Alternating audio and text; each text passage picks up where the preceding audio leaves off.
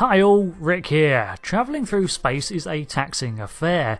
Less so in the universe of Star Trek, what with the invention of gravity plating, warp travel, transporters, and the easy access to plentiful foodstuffs. Currently, meals for astronauts are prepared on Earth and shipped to the International Space Station. These products undergo an extensive process of conversion, drying, sterilising and finally containment to make them suitable for consumption in microgravity. This has long been the biggest obstacle in the suitability of food for current astronauts. Much of the food, wrapped in sealed, preserving and airtight wrappers or tins, are dehydrated and need to have water added to them to return them to a palatable state. The water present on the International Space Station is partly imported from Earth, but as this is costly, a more practical solution for a contained system is to recycle waste by purifying it. Even the packaging itself was used to aid in dining, as the flaps of an opened wrapper would also act to keep the food from floating away. These dried meals have come a long way from the first space foods, being vastly improved in flavour and variety. Originally, these foods resembled pastes and cubes of dried and liquidated produce. Yuri Gagarin, for example, had to put up with a meat puree tube. Sounds delectable.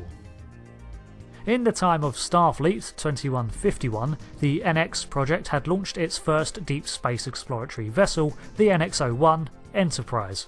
By this time, the struggles of overcoming zero-G had been negated by the creation of gravimetric plating, allowing for Earth normal gravity on board a starship. Far from the only quality of life improvement in space, it is nonetheless a seldom appreciated addition that shaped all future space exploration. Ships no longer needed to rotate to create centrifugal force. Pioneers no longer needed to exercise for 2 hours a day just to avoid wasting away. And food? Food could be eaten, sitting down, with utensils, in a mess hall.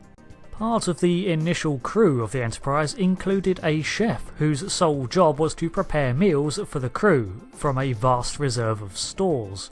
Another addition was the protein resequencer, a device that was able to produce a variety of synthesized foods from a protein base.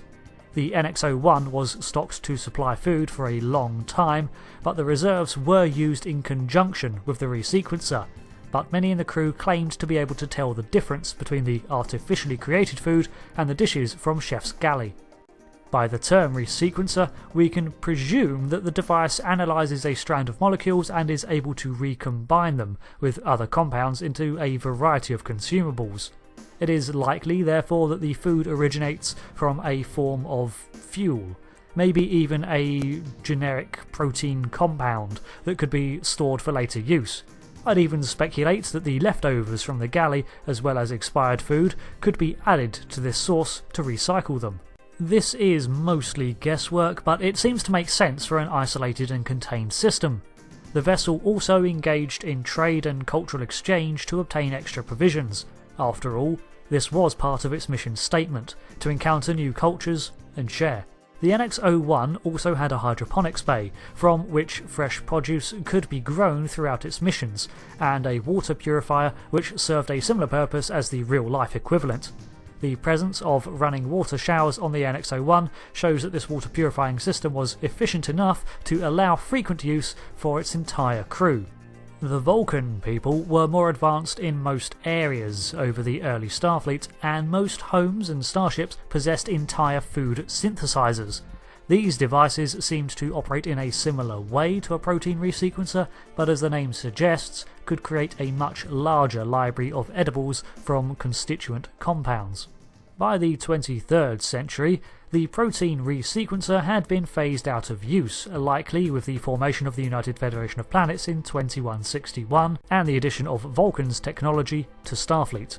The food slot, as it was colloquially known, was placed throughout the mess halls of a starship and had a much wider selection of meals and drinks than previous versions. The convenience of this system meant that it mostly overtook naturally cultivated food reserves on the ship, and this was supported by the lack of a hydroponics bay on the Constitution class. In fact, with the deep space nature of a Constitution class, which was designed to operate for 5 years without a major resupply or repair, it makes sense to limit the amount of cargo in favour of renewable, efficient closed systems.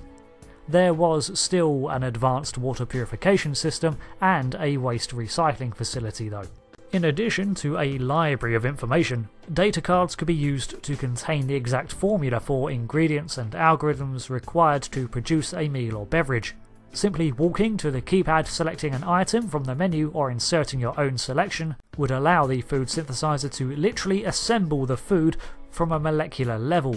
Commonly seen throughout the series were the presence of these small coloured cubes, probably inspired by the, at the time, real-life counterparts to space foods. Honestly, can't say they look that appealing. In the 2270s, it seems that there was still a defined kitchen galley area where crew members could prepare food. The presence of food slots here suggests that perhaps ingredients were manufactured and then prepared by individuals who wished to create their own meal. By the time we get to the next generation era of shows, the 2360s and onwards, replicator technology was a staple of Starship design. In fact, it was such a revolution that it led to the progression of several fields such as the holodeck and major use in the industrial sector.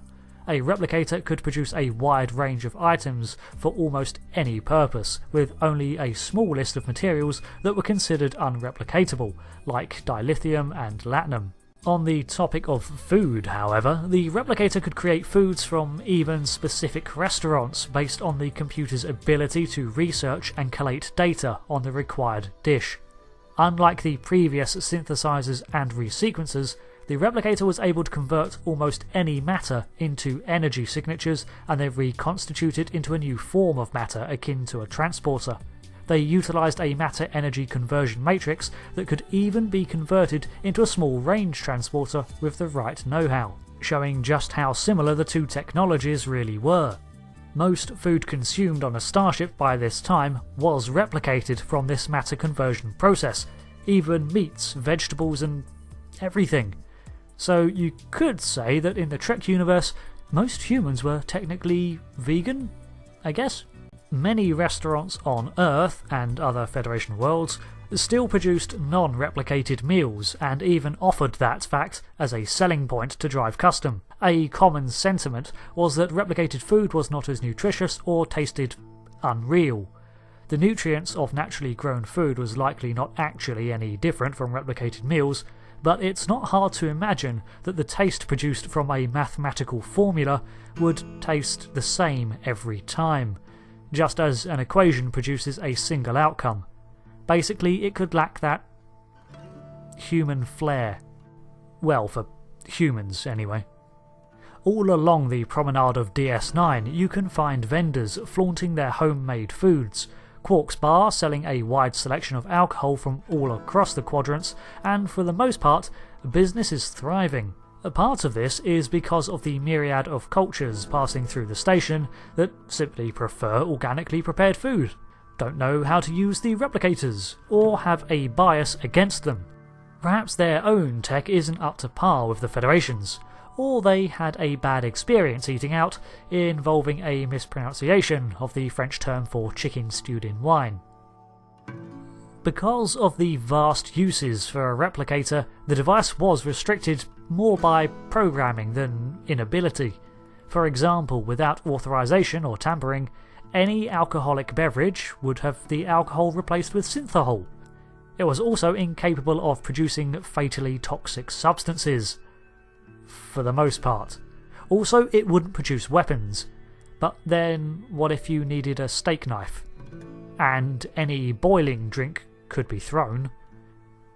Though apparently it was standard practice for a replicator to be completely disabled in the quarters of a known criminal, just to fully negate the possibility of replicating a weapon. It was also not an insubstantial power drain, and while a warp core is an incredible source of power, producing easily 12.75 billion gigawatts, when the USS Voyager found itself stranded in the Delta Quadrant, they began to ration the replicator usage, imposing a token system. Admittedly, they were planning for up to a 70-year journey at the time and incorporated a hydroponics system, and employed a Talaxian native as a chef, with mixed results. Clearly, the use of a replicator to create almost anything is limited by the power required, not the materials like earlier synthesizers. The replicator is frequently seen producing the containers, cutlery, plates and condiments for a meal alongside the food, another difference from the original technology. In any time frame, the addition of personal stores of drinks and foods were a common practice, and as long as it posed no threat to the ship or the crew, many consumables were brought onto a starship at the crew's discretion. Many a captain smuggled aboard a cheeky bottle of Romulan ale. And of course, MREs, that is meals ready to eat, were kept in reservation as rations aboard every starship.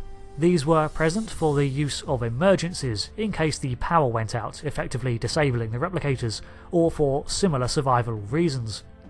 They were present on Shuttlecraft 2 and often part of the standard issue survival packs, providing a suitable alternative if the replicator wasn't available. And honestly, they don't look half bad, though apparently they do taste worse than they look. If you were lucky enough to crash on a planet, you could always attempt to forage for food or hunt the wildlife too, but this was part of Starfleet survival training, not an everyday activity. Some cultures, like the Klingons, heavily disliked replicated food and preferred to import their own, or better yet, hunt it themselves. This topic is one of those things that I feel gets often taken for granted in Star Trek, mostly because of the post-scarcity nature of most resources in the Federation, but imagine how morale would tank if the food sucked on a 5-year mission in deep space. And I know I've wished to be able to just push a button and get a specific food instantly, or be able to just put my used utensils in a replicator and watch them vanish. I mean, I could get a dishwasher and order takeaway every day, but that's expensive. It's fun to see how the tech first started, as a basic recombining of protein structures in Enterprise to the Discovery and TOS era synthesis that operated on the same principle, but with a much wider catalogue.